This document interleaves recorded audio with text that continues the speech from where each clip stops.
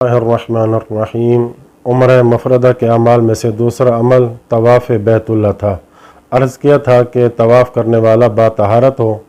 سوال یہ ہے کہ اگر محرم سے طواف کے دوران کوئی حدث سرزد ہو جائے، یعنی ہوا خارج ہو گئی یا پیشاب پخانہ کی اسے حاجت پیش آ گئی تو اس کا وظیفہ کیا ہے؟ جواب میں آیت اللہ سستانی فرماتے ہیں اس مسئلے کی چند صورتیں بنتی ہیں۔ پہلے یہ کہ چوتھے چکر سے پہلے یہ حدث سرزد ہو تو اس صورت میں اس کا طواف باطل ہو جائے گا، اور اس کے لیے ضروری ہے کہ حدث دور کرنے کے بعد اپنے طواف کا اعادہ کرے، یعنی دوبارہ اثر نہ کرے، حتیٰ ظاہر کی بنا پر اس صورت میں بھی طواف کا اعادہ کرے جب حدث چوتھا چکر آدھا مکمل کرنے کے بعد صادر ہو۔ دوسری صورت یہ کہ چوتھا چکر مکمل ہونے کے بعد بے اختیار حدث سرزد ہو تو اس صورت میں وہ اپنا طواف توڑ دے گا اور طہارت کرنے کے بعد جہاں سے طواف کو چھوڑا تھا وہیں سے اسے مکمل کرے گا۔ تیسری صورت یہ کہ چوتھا چکر مکمل ہونے کے بعد اس سے اپنے اختیار کے ساتھ حدث صادر ہو تو احتیاط واجب کی بنا پر اس صورت میں اس کے لیے ضروری ہے کہ حدث دور کرنے کے بعد وہیں سے طواف کو پورا کرے جہاں سے طواف کو توڑا تھا، اور پھر طواف کا اعادہ بھی کرے، یعنی دوبارہ بھی انجام دے۔ دوسری بات یہ کہ حیض والی عورت اور نفاس والی عورت کے نجاست کے ایام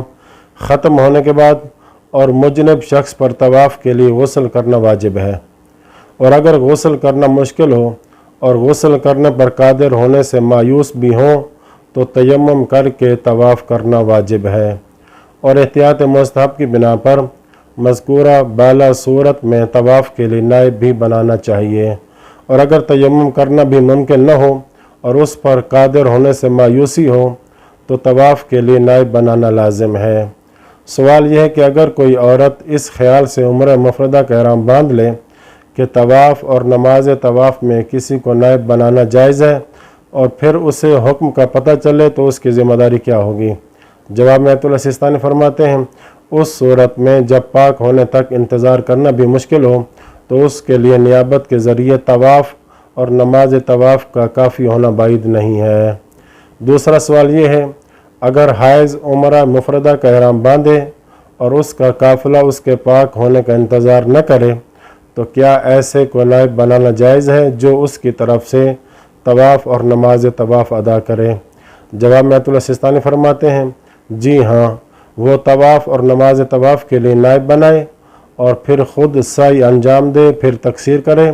اور پھر طواف نساء اور نماز طواف نساء کے لیے نائب بنائے۔ طواف میں تیسری چیز جو طواف میں شرط ہے وہ یہ کہ ظاہری نجاست سے پاک ہو، پس نجس بدن یا نجس لباس کے ساتھ طواف صحیح نہیں ہے، اور احتیاط واجب کی بنا پر ایک درہم بغلی سے کم خون جو نماز میں معاف ہے وہ طواف میں معاف نہیں ہے۔ اسی طرح وہ لباس جس میں نماز نہیں ہو سکتی جیسے جوراب وغیرہ کی نجاست